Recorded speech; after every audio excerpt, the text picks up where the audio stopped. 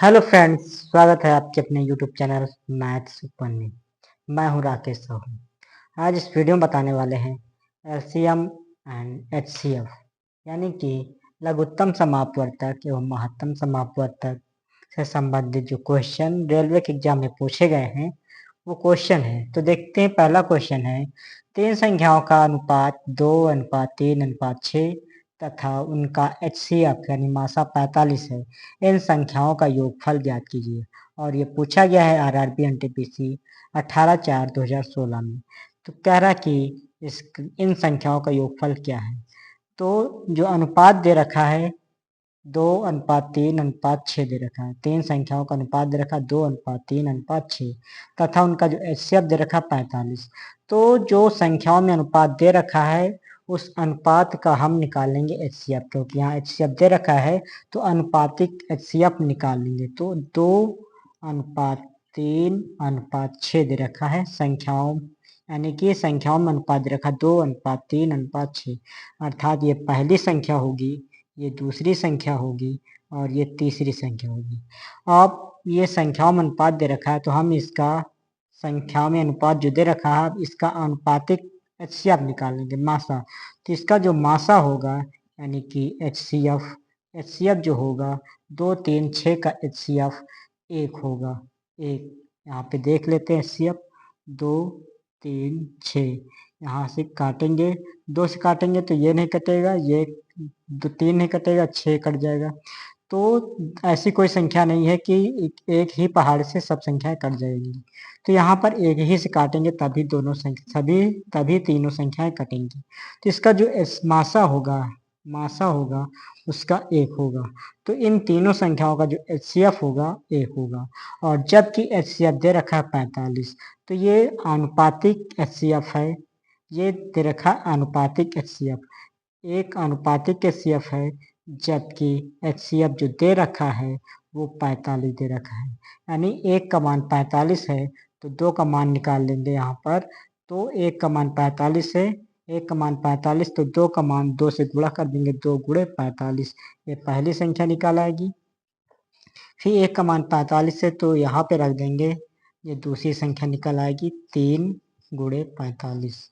फिर 1 का मान 45 है, तीसरी संख्या निकालने के लिए यहाँ इससे गुणा कर देंगे तो 6 गुणे 45 हो जाएगा। तो 45 दूना 90 हो जाएगा और इधर गुणा करेंगे 3 पचे 15, 3 चौक 12 13 और 6 पंचे 30, 6 चौक 24, 24 3 27। कह रहा है कि इन संख्याओं का योगफल क्या है। तो ये पहली संख्या 90 आई, दूसरी संख्या 135, तीसरी संख्या 270। इन तीनों संख्याओं को जोड़ लेंगे तो तीनों संख्याओं का योगफल निकल आएगा। तो यहाँ पर तीनों संख्याओं का योग कह रहा कितना होगा, तो तीनों संख्याओं का योगफल, तीनों संख्याओं का योगफल पूछ रहा। हम पहली संख्या 90 प्लस कर देंगे दूसरी संख्या 135 प्लस तीसरी संख्या 270, तीनों को जोड़ लेंगे तो यहाँ पर देख लेते हैं कितना होगा। 90, 135 और 270, इधर 5, 9 3 12, 12 7 19 के 9 हासिल 1, 2 1 3 1 4, अर्थात तीनों संख्याओं का योग 495 होगा। यही आपका आंसर होगा। और ये पूछा गया है आरआरबी एनटीपीसी 18/4/2016 में। तो इस तरीके से किया जाएगा, तीनों संख्याओं का योग होगा 495। इसी तरीके से दूसरा क्वेश्चन है, कह रहा है कि दो संख्याओं का लासा 66 है, संख्याओं का अनुपात 2:3 है, संख्याओं का योग क्या होगा। और ये पूछा गया है आरआरबी एनटीपीसी 6/4/2016 में। तो दो संख्याओं का लासा दे रखा 66, संख्याओं का अनुपात दे रखा 2:3। तो जो अनुपात दे रखा है, संख्याओं में जो अनुपात दे रखा है, इस अनुपात का भी हम लासा निकाल लेंगे पहले। तो इसको हल करते हैं। जो संख्याओं में अनुपात दे रखा 2:3। अब जो अनुपात में दे रखी संख्याएं इनका हम लासा निकालेंगे। तो इसका लासा 2 3 6, आनुपातिक लासा हो जाएगा 6। ये एलसीएम होगा, एलसीएम होगा, ये अनुपातिक लासा 6 होगा। यहाँ पे देख लेते हैं 2 3 का लासा, 2 से काटेंगे 2 कम 2, 3 नहीं कटेगा, 3 से काट देंगे 3 1 कम 3, 2 गुणे 3 3 दूनी 6 लासा हो जाएगा, 6 लासा हो जाएगा। तो इसका जो लासा होगा 6 आनुपातिक लासा होगा, जबकि लासा दे रखा है कितना 66, तो ये 66 के बराबर हो जाएगा। ये आनुपातिक लासा है और जबकि ये रियल में लासा दे रखा है।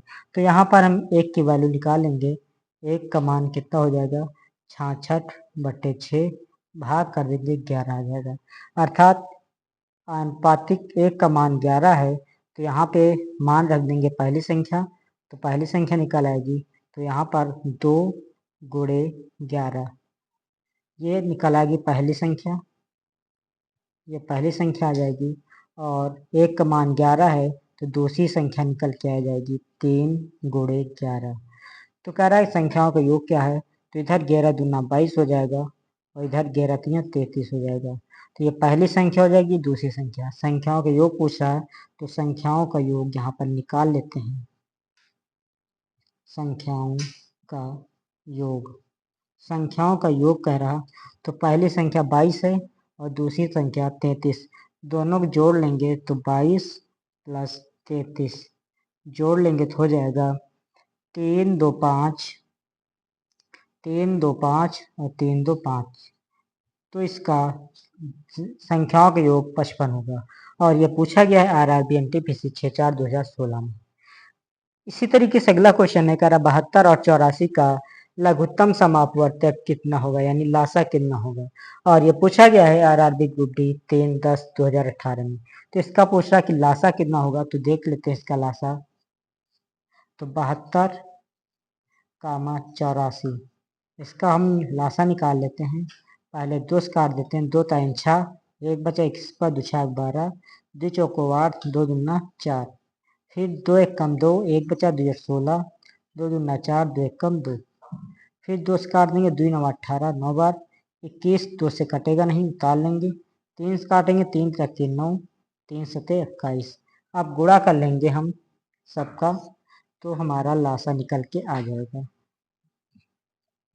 तो इधर 2 2 2 3 बार है, 2 गुणे 2 गुणे 2, फिर 3 गुणे 3 गुणे 7, 2 दूना 4, 4 दूनी 8, 8 त्रिक 24 और 24 को 3 से गुणा करेंगे, 24 तिया 72, फिर 7 से गुणा कर देंगे, तो 7 दूनी 14, 7 सते 49, 49 1 50, यही हमारा लासा होगा, यही आंसर होगा।